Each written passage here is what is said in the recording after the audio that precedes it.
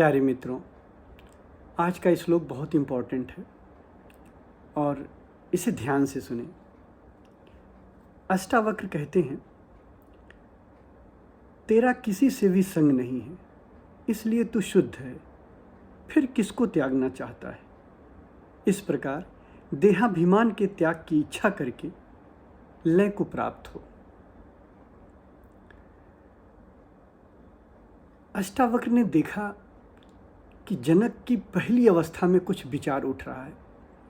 दरअसल अभी खतरा टला नहीं है, अभी खतरा बाकी है, बचा हुआ है। इसलिए अष्टावक्र पूरी तरीके से प्रयास कर रहे हैं कि जनक पूरी तरीके से साक्षी में स्थिर हो जाएं, जिसे अकंप प्रज्ञा कहते हैं, पूरी तरह से उसमें स्थित हो जाएं। तो इसलिए बहुत गहरी परीक्षा लेना चाहते हैं और इस परीक्षा के साथ साथ जगाने का भी प्रयास कर रहे हैं, होश का भी प्रयास कर रहे हैं कि ये जनक जागें। दरअसल पहली अवस्था में उठते हुए विचार को भी गुरु देख लेता है। एक बार हम फिर से समझा देते हैं। विचार की 4 अवस्थाएं होती हैं जब विचार बनते हैं और बाहर की तरफ चलते हैं। जैसे जब अभिव्यक्ति के रूप में होती है, जनक अगर कहते कि ठीक है गुरुदेव, मैं त्यागना चाहता हूँ, मैं जा रहा हूँ जंगल की तरफ, जो अभिव्यक्ति होती है वो चौथी अवस्था होती है विचार की। जब विचार कर्म बन जाता है, अभिव्यक्ति बन जाती है। और जब विचार मुंह में एकदम से रहता है, बस सब कुछ क्लियर हो जाता है, लेकिन अभी अभिव्यक्ति नहीं बनी हुई है, लेकिन विचार क्लियर है कि हमें क्या कहना है या हम क्या करने जा रहे हैं, वो विचार की तीसरी अवस्था होती है। तो तीसरी अवस्था में भी रोकना बड़ा मुश्किल होता है विचारों को। चौथी अवस्था में तो नामुमकिन है, आपने तो कर्म कर ही लिया, लेकिन तीसरी अवस्था में भी रोकना बहुत मुश्किल होता है। जब विचार एकदम क्लियर होता है, बस होंठ पे रहता है, मुंह पे रहता है, निकलने वाला होता है। फिर एक अवस्था आती है भाव की अवस्था, जो दूसरी अवस्था होती है। यहाँ थोड़ा आसान होता है, अगर आप थोड़ा यहाँ सजग रहो तो यहाँ विचार को रोका जा सकता है। और सबसे महत्वपूर्ण पहली अवस्था होती है, जहाँ अभी संभावना जैसी स्थिति है, जहाँ अभी कुछ क्लियर नहीं है कि क्या विचार बनेगा। यहाँ पे रोकना बहुत आसान है। जैसे ही यहाँ आपके भीतर कोई विचार उठा, आप कह दिए नहीं, आपकी ज़रूरत नहीं है, बस इतना काफ़ी है। आपने एक बार ना बोल दिया कि मैं जुड़ूंगा नहीं तुमसे, तुम उठ रहे हो मेरे मन रूपी पटल में, मेरे चैतन्य में तुम उठ रहे हो, लेकिन मुझे तुमसे मतलब नहीं है, मुझे तुम्हारा उपयोग नहीं करना। यहाँ बहुत आसान होता है, एकदम विचार समझ लीजिए एकदम बहुत कमज़ोर होता है। जैसे एक पौधा होता है, तो जब वो एक आम का पेड़ होता है, तो जैसे वो जब वो निकलता है शुरुआत में, तो एकदम बहुत कमज़ोर होता है, छोटा पेड़ होता है, लेकिन जैसे जैसे वो बड़ा होता जाता वैसे मुश्किल होता जाता उसको तोड़ना या काटना। तो वैसे ही विचार की पहली अवस्था में अगर आपने विचारों को मना कर दिया, रोक दिया, तो विचार रुक जाएंगे। और दुनिया में ध्यान की जितनी भी विधियां हैं, बस किसी तरीके से आप विचारों को पहली अवस्था में देख लो, बस ये पहुंचाने की विधियां हैं। चाहे भगवान बुद्ध की विपश्यना हो, चाहे भगवान पतंजलि की कोई विधि हो, सभी विधियां बस ये प्रयास करती हैं कि कैसे आप विचारों को पहली अवस्था में देख लो। आपकी सजगता इतनी बढ़ जाए कि आप विचारों को पहली अवस्था में देख लो। जब आप विचार को पहली अवस्था में देख लोगे, बस आप यहीं राजा हो जाओगे, मतलब आप गुलाम नहीं रहे विचार। अब विचार आपका उपयोग नहीं कर पाएंगे। अभी संभावना ही है, आप कह दिए कि नहीं अब तुम्हारी ज़रूरत नहीं, तो विचार नहीं आएगा। तो आप लोगों के लिए होमवर्क है, आप लोग बताइएगा, आज कमेंट में लिखिएगा, आप लोग विचार को कौन सी अवस्था में देख पाते हो, किस अवस्था में आप देख पाते हो। तो अष्टावक्र यहाँ जनक को देख रहे हैं पहली अवस्था में, जनक के मन में, जहाँ भी अभी शायद जनक को भी नहीं दिखाई पड़ा है, संभावना जैसी कोई स्थिति जनक के भीतर उठ रही है, त्याग की, कोई त्याग का विचार पैदा हो रहा। तो अष्टावक्र उसको हवा दे रहे हैं, कह रहे हैं कि जनक, तेरा किसी से भी संग नहीं है, इसलिए तू शुद्ध है, फिर किसको त्यागना चाहता है। तेरे भीतर एक त्याग का विचार उठ रहा है, तू किसको त्यागना चाहता है। ठीक है, अगर तू त्यागना ही चाहता है तो देहाभिमान का त्याग कर दे और इस तरीके से मोक्ष को प्राप्त हो जाए। अब देखो कितनी गहरी और कितनी बारीक परीक्षा ले रहे हैं अष्टावक्र जी जनक। अभी पहले इन्होंने क्या बताया, त्याग भी बाधा है और बौद्धिक ज्ञान भी बाधा है। यहाँ कह रहे हैं कि तू देहाभिमान के त्याग की इच्छा करके लय को प्राप्त, नहीं कि तू बौद्धिक ज्ञान में उतर जा। इस तरह से तू ज्ञान को प्राप्त हो जा, निर्वाण के ज्ञान को प्राप्त हो जा। और अगर तुझे त्यागना ही है तो देहाभिमान को त्याग दे। तू ये त्याग ले कि तू शरीर नहीं। अब बताओ, शुरू में क्या कहा कि त्याग और भोग दोनों बाधा है, कुछ त्यागना ही नहीं है, तू है ही है, शुरुआत में कहा। अब कह रहे हैं कि अगर तुझे कुछ त्यागना ही है तो तू देहाभिमान का त्याग कर दे कि तू देह नहीं है, और इस तरीके से मोक्ष को प्राप्त हो जा। एक लक्ष्य दे रहे हैं। कितना बारीक और कितनी गहरी परीक्षा ले रहे हैं। अगर कोई मुक्त ना हुआ हो, कोई जरा सा भी अगर संभले न तो बह जाए इसमें। बहुत गहरी परीक्षा है। फिर आगे कहते हैं, तुझसे संसार उत्पन्न होता है जैसे समुद्र से बुलबुला। इस प्रकार आत्मा को एक जानकर मोक्ष को प्राप्त हो जा। जैसे कोई मोक्ष को प्राप्त करना है, अभी जनक को मोक्ष प्राप्त नहीं हुआ, मोक्ष को भी प्राप्त करना है, मोक्ष को प्राप्त हो जा। बौद्धिक ज्ञान की बात करा रहे हैं यहाँ। अगला श्लोक है, दृश्यमान जगत प्रत्यक्ष होता हुआ भी रज्जु सर्प की भांति तुझ शुद्ध के लिए नहीं है, इसलिए तू मोक्ष को प्राप्त हो जा। मतलब ये रस्सी की भांति, जैसे सांप में रस्सी दिखता है, वैसे तेरे लिए संसार भी ये सांप में रस्सी की समान है। जनक, तू ऐसा जानकर तू मोक्ष को प्राप्त हो जा। मतलब एक लक्ष्य दे रहे हैं और कह रहे हैं प्राप्त हो जा। जैसे अभी जनक प्राप्त नहीं हुए। बहुत गहरी परीक्षा। दूसरा कोई होता तो कहता हाँ गुरुदेव आप सही कह रहे हैं। फिर आगे कहते हैं, दुख और सुख जिनके लिए समान है। मतलब कितनी गहरी परीक्षा। बुद्धत्व की बात भी कर रहे हैं, सिर्फ बौद्धिक बात। अच्छा, होता क्या है कि कुछ लोग इसमें क्या होते हैं कि अष्टावक्र जी ने भी शुरू में कहा, कुछ लोग क्या होता है कि एक बौद्धिक ज्ञान जैसे एक पांडित की तरह से इसको रट लेते हैं कि मेरे लिए सुख दुख नहीं है और मैं निर्वाण को प्राप्त हो गया हूँ। तो ऐसा निर्वाण को प्राप्त होने का एक भ्रम हो जाता है कि मैं एक बौद्धिक ज्ञान के रूप में उनको लगता है जैसे कि मैं निर्वाण को प्राप्त हो गया हूँ। एक पांडित्य की तरह लगता है कि मैंने सब रट लिया और ज्ञान को प्राप्त हो गया हूँ। अब वही कह रहे हैं, बौद्धिक ज्ञान की बात कर रहे हैं। दुख और सुख जिनके लिए समान है। बहुत से ऐसे लोग भी हैं जो यहाँ तक पहुँच जाते हैं बौद्धिक रूप से, दुख और सुख उनके लिए समान होता है, इसको साध लेते हैं मानसिक रूप से, और उसके बाद भी वो मुक्त नहीं है। अगर बौद्धिक रूप से सिर्फ वो जानते हैं कि हमारे लिए दुख और सुख समान है और मैं दोनों में सम रहता हूँ, तो वो मुक्ति नहीं है। मुक्ति अनुभवगत होती है, ध्यान रखना। वही यहाँ पे उकसा रहे हैं, कह रहे हैं दुख और सुख जिनके लिए समान है, जो पूर्ण है, जो आशा और निराशा में समान है, जीवन और मृत्यु में समान है, ऐसा होकर तू मोक्ष को प्राप्त हो। ये सब चीज़ें तू जान और मोक्ष को प्राप्त हो। एक लक्ष्य दे रहे हैं कि जैसे अभी जनक मोक्ष को प्राप्त नहीं हुए हैं, एक कार्य दे रहे हैं, एक बौद्धिक रूप से कार्य दे रहे हैं। यहाँ बहुत बचने की ज़रूरत है। अगर यहाँ जनक जरा सा भी जुड़ जाएंगे इस बात से तो एकदम उलझ जाएंगे और सारी बातें गड़बड़ हो जाएंगी, सब बेकार हो जाएगा, सारा ज्ञान चला जाएगा। लेकिन जनक को अनुभव हुआ है, जनक को झूठा ज्ञान नहीं हुआ, सिर्फ बौद्धिक ज्ञान नहीं है, जनक को अनुभव है। अब आप जनक का उत्तर सुनिए, आप नाच उठोगे और अष्टावक्र भी नाच उठे होंगे। जब शिष्य मुक्त होता है तो गुरु के आनंद की सीमा नहीं होती, गुरु नाच उठता है, ऐसा लगता है जैसे गुरु फिर से मुक्त हुआ। अब जनक कहते हैं, गुरुदेव मैं आकाश की भांति अनंत हूँ। हे गुरुदेव, मैं आकाश की भांति हूँ। यह संसार घड़े की भांति प्रकृति जन्य है, ऐसा ज्ञान है इसलिए इसका न त्याग है, न ग्रहण है और न लय है। सुनते हो इस महावाक्य को, फिर से सुनो। कह रहे हैं गुरुदेव मैं आकाश की भांति हूँ, आकाश जैसा होता है, मैं आकाश की तरह हूँ। और संसार घड़े की भांति है, मतलब बनता और मिटता रहता है। और इस बनने और मिटने में गुरुदेव मैं किसका त्याग करूं, कैसे त्याग करूं? मैं जब आकाश हूं तो आकाश किसका त्याग करेगा? ऐसा मेरा अनुभव है, ये ज्ञान नहीं है, ऐसा मेरा अनुभव है। अब मैं आकाश, मैं शुद्ध चैतन्य, मैं चैतन्य रूपी आकाश, मैं चैतन्य रूपी सागर, किसका त्याग करूं? और विचार भाव ये तो घड़े की भांति है, बनता है और मिट जाता है, ऐसा ज्ञान है।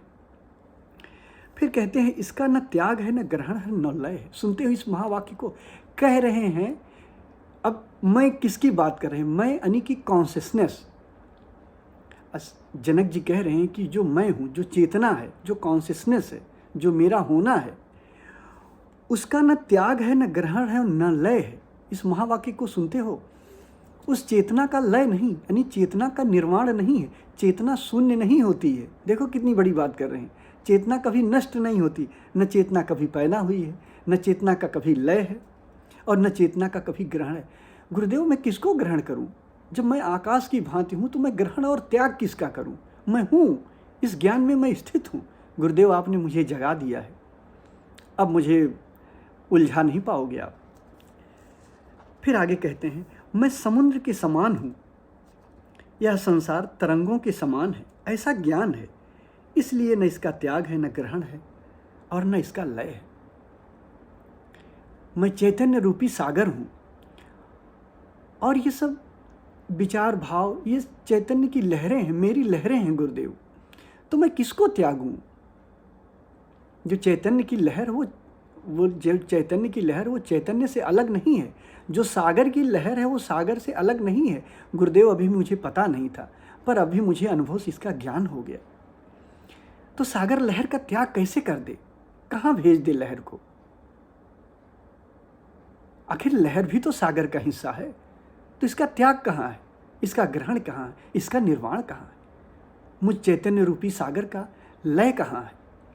मैं कभी शून्य नहीं होता हूं, मैं कभी नष्ट नहीं होता हूं, मैं कभी जन्म नहीं लेता हूं। सुनते हो इस महावाक्य को? फिर आगे कहते हैं, मैं सीपी के समान हूं, विश्व की कल्पना चांदी के समान है। ऐसा ज्ञान है, अतएव न इसका त्याग है, न ग्रहण है, न लय है। मैं निश्चिंत ही सब भूतों में हूं, और ये सब भूत मुझ में है। ऐसा ज्ञान है, इसलिए न इसका ग्रहण है, न त्याग है, न लय। गुरुदेव, ये मेरा अनुभव है, मैं कहाँ किसका त्याग कर दूं? बहुत गहरे से कह रहे हैं। फिर आगे कहते हैं, मुझ अंतहीन महासमुद्र में विश्व रूपी नाव अपनी ही प्रकृति वायु से इधर उधर डोलती है, मुझे असह्यता नहीं। मैं चैतन्य रूपी सागर हूँ गुरुदेव, ऐसा मेरा अनुभव है। और मुझ सागर में ये विचार भाव, जो मेरी वृत्तियाँ हैं, ये अपने आप उठती हैं और अपने आप बैठती हैं। इनका जन्म होता है, नष्ट होती हैं, बनती हैं।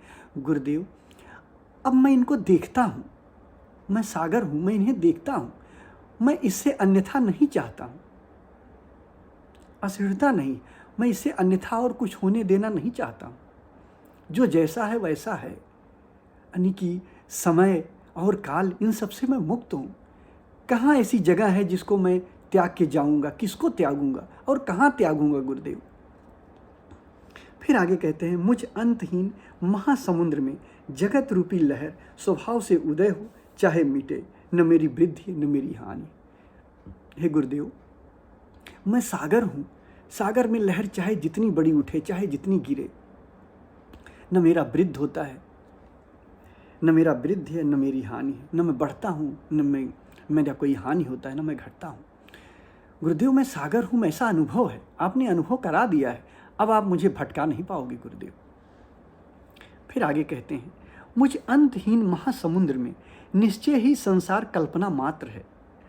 मैं अत्यंत शांत हूँ, निराकार हूँ, और इसी अवस्था में स्थित हूँ। हे गुरुदेव, मैं सुपर कॉन्शियसनेस हूँ, मैं चैतन्य हूँ, मैं होश हूँ, और इस होश रूपी महासागर में विचार रूपी लहरें, भाव रूपी लहरें अपने स्वभाव से उठती हैं, खेलती हैं और लय हो जाती हैं।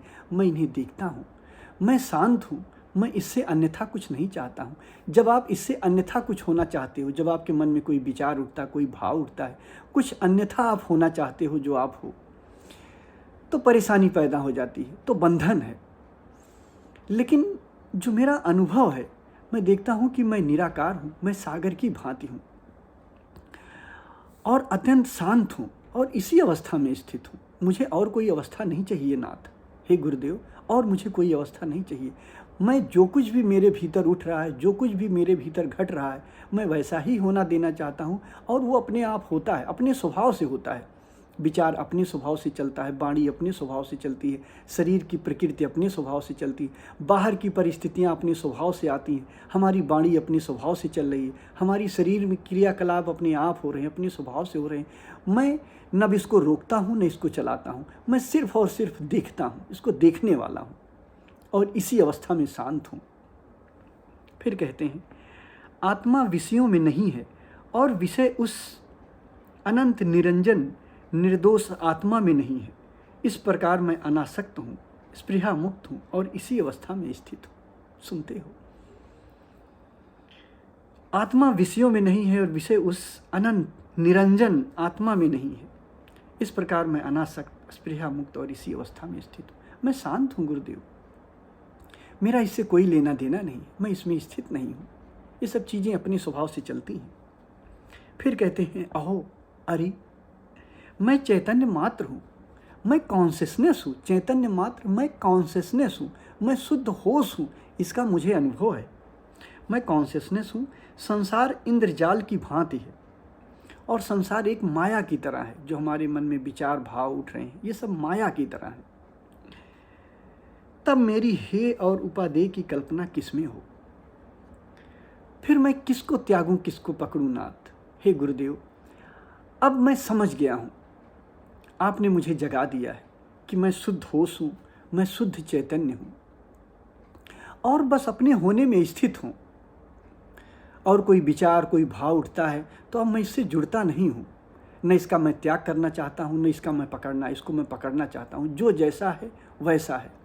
ऐसे सोचकर ही नहीं, आपने तो बताया, ऐसा अनुभव कर रहा हूँ, मेरा ऐसा अनुभव है, इस अवस्था में स्थित हूँ।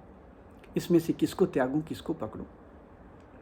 तो अब धीरे धीरे धीरे धीरे देख रहे हो क्या हो रहा है। जनक का कॉन्शियसनेस लेवल बढ़ रहा है और जनक साक्षी में टिकते हुए चले जा रहे हैं।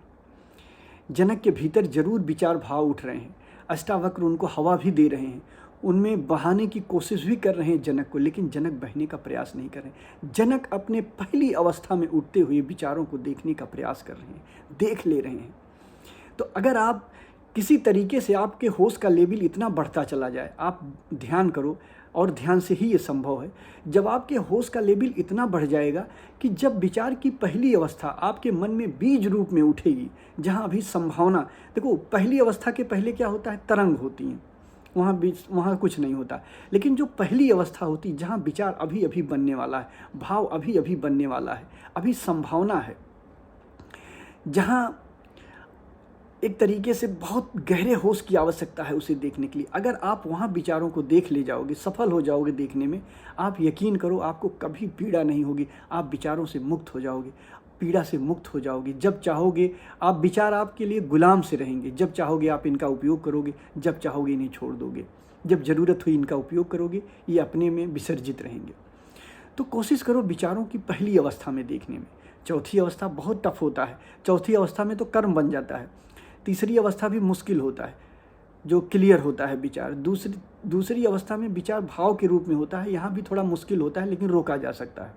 लेकिन पहली अवस्था में अगर आपने कह दिया विचार को कि नहीं, तूने मुझे बहुत जन्मों जन्मों से दौड़ा लिया, तूने मुझे बहुत परेशान किया, अब तेरी आवश्यकता नहीं है, अब तू दूर रहा, तो विचार यहीं से विसर्जित हो जाएगा। और इसी अवस्था को पा लेना सबसे बड़ी कामयाबी है। तो आप लिखना कि आप किस अवस्था में विचारों को देख पाते हो। अपने होश को बढ़ाते जाओ, अपनी साक्षी को बढ़ाते जाओ, सिर्फ सुनना नहीं। इसीलिए मैंने अष्टावक्र, गीता और ध्यान कहा है। ये एक तरीके से अष्टावक्र बहुत गहरे ध्यान में ले जा रहे हैं जनक को, साक्षी में टिकाने का प्रयास कर रहे हैं। अभी अष्टावक्र चाह रहे हैं कि जनक अकंप प्रज्ञा हो जाए। अकंप प्रज्ञा का मतलब आपने सुना होगा कृष्ण को गीता में, अकंप प्रज्ञा, जिसकी प्रज्ञा अब हिले ना, जिसका साक्षी इतना मजबूत हो जाए कि संसार की कोई भी लहर साक्षी को अब कंपा ना पाए, साक्षी अब कांपता ना हो। इसी को अकंप प्रज्ञा कहते हैं। तो आप लिखना आप विचारों को किस अवस्था में देख पाते हो और ध्यान गहरे करना, ताकि मैं चाहता हूँ आप विचारों को पहली अवस्था में देख ले जाओ जहाँ मुक्ति है। धन्यवाद। इसके आगे अगले भाग में